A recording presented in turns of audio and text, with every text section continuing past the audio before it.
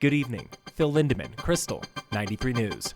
Details remain slim in the death of Jared Russell, a 34-year-old Keystone man found dead at Dillon Nature Preserve this past Sunday. That is off of Highway 6 across from Cemetery Road. Dillon PD would not comment, saying it is an active investigation. They plan to release more details next week when the investigation wraps up. Sheriff's deputies got a breather last week, making 4 arrests countywide, nearly 5 times less than the week of New Year's. 3 men were arrested for domestic violence and restraining order violations. 1 was busted for DUI, including a charge of, quote, improper mountain driving in Blue River. A young, hungry mountain lion wandered through a condo complex at Lions Head Village in Vail over the weekend. Local authorities report the animal was emaciated and desperately hungry, which likely led to its apparent fearlessness around humans. The animal was euthanized. No people were injured. 15 dogs were confiscated from a property near Kremmling over the weekend after reports of possible animal abuse. Grand County Sheriff confirms the owner surrendered the dogs. A veterinarian found no signs of abuse. Charges are pending.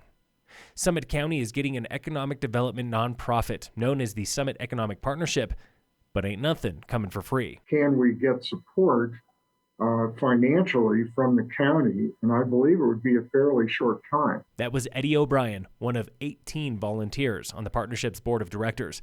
Their goal? To enhance the economic vitality in the Summit County, to create the diverse and resilient economy and provide a better quality of life for Summit County residents and guests. The county wants to help, but Commissioner Tamara Pogue does not want the nonprofit to become a de facto county department. When you combine the fact that Summit County government is providing all of the startup funds, and then you add an additional layer of a staff person, I'm very concerned about the message. This model of funding a nonprofit with taxpayer money is not radical. Town of Breckenridge does it, most notably with Breck Create, a nonprofit developed and largely funded by the town.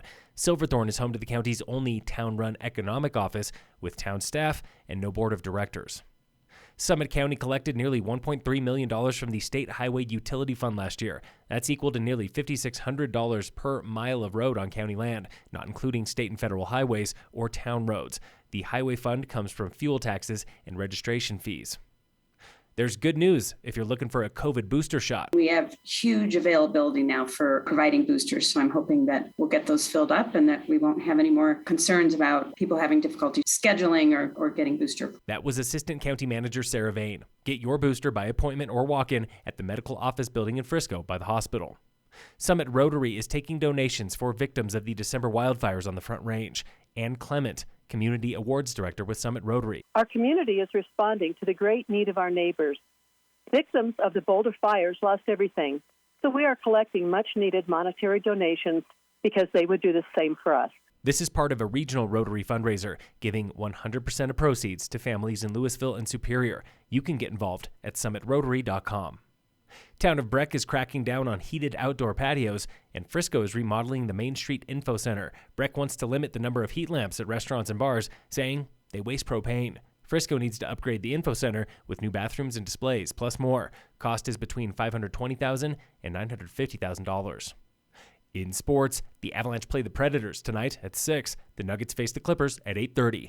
And in local sports, Summit High Swimming and Diving has a home meet with Conifer today. Boys and girls basketball is out in Glenwood Springs. Phil Lindeman, Krystal, 93 News.